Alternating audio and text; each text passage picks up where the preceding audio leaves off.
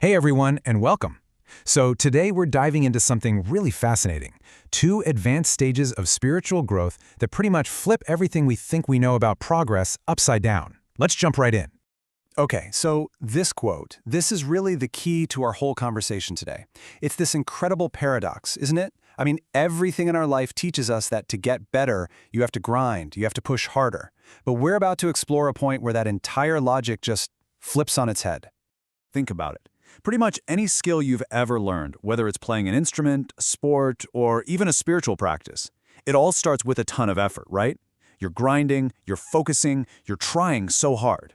But what happens when you get so good, so advanced, that the very act of trying is what's holding you back? Well, that's exactly where we're starting. And this right here, this visual, it just nails the huge shift we're talking about. Look at the left side, before stage 8. That's all about active, effort-driven practice. That's the I am doing this phase. But then you look to the right, stage 8 and beyond, and it's all automatic, effortless. The whole mindset changes from I am practicing to something more like the practice is just happening through me. It's a complete overhaul of the system. All right, so let's dive into this first massive level up. We're talking about the 8th stage of development, sometimes called abumi. And you've got to understand, this isn't just getting a little bit better. This is like a fundamental upgrade to the entire operating system of your consciousness. And this chart really breaks it down. Before you hit this stage, everything is effortful. It's all willpower. You have to consciously make it happen. But once you're at the 8th stage, boom, it flips to effortless. The whole thing just runs on its own, like an automatic, self-sustaining process. So you're probably asking, how does a shift like that even happen? Well, it comes from this incredibly profound insight called non-arising. Think of this as the core software update. It's this deep, deep realization that all the stuff we experience, it's not actually a bunch of separate, solid things being born and then dying. The real picture is more like a continuous, dreamlike flow, a manifestation. So in a way, nothing is happening in that solid, separate way we usually think it is. Okay, I know that sounds super abstract, so let's bring it back to something we can all grasp. You know when an elite athlete is just in the zone, or a musician is in that perfect state of flow? That's kind of what we're talking about. Or, hey, even like a really smart AI that just optimizes itself. But here's the absolute game changer. For a practitioner at this level, this isn't some temporary state they slip in and out of. It's their new normal. It's permanent.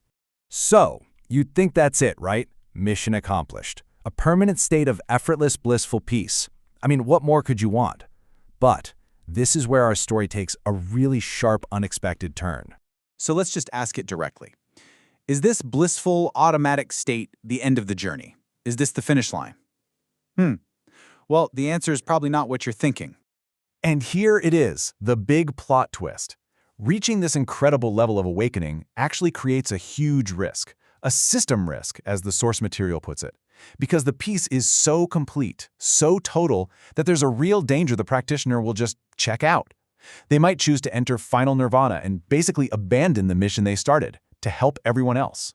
So, to stop this from happening, something amazing occurs. It's like a cosmic intervention. An alarm bell goes off in the universe. The practitioner gets a powerful reminder of the vows they originally made, and then bam, they're basically given a forced reboot.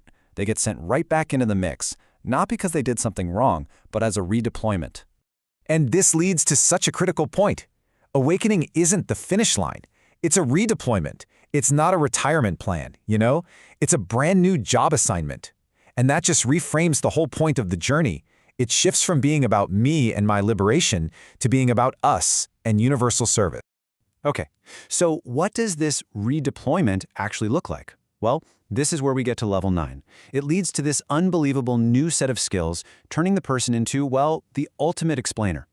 It's no longer just about being awake. It's about what you can do with that awakening. And you can see the payoff right here. Level 8, that was static. It was deep, internal, effortless peace. Amazing, but inward focused. Level 9, that's dynamic. It's an explosion of outward wisdom and teaching ability. The whole focus shifts from your own state to how you can help others, and you get the tools to do it. And the skill set they get? It's basically a communication superpower. It's called the 4 unhindered knowledges. So first, they just get the essence of anything. Then they understand its entire structure. They can always find the absolute perfect words to explain it, And this part is just wild. They can talk about it, explain it, teach it joyfully forever without ever getting tired.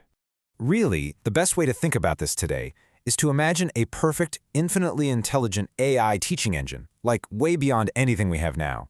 It could answer a billion questions at the same time, and for every single person, it would give them the exact right answer, in the exact right words, in the exact right way they needed to hear it to finally have that aha moment of understanding. Okay, I know this is all very high level, super advanced stuff. It's fascinating, but you're probably wondering, so what? How does this apply to me right here, right now? So let's bring this right down to earth. The good news is you don't need to be some enlightened master to use these ideas.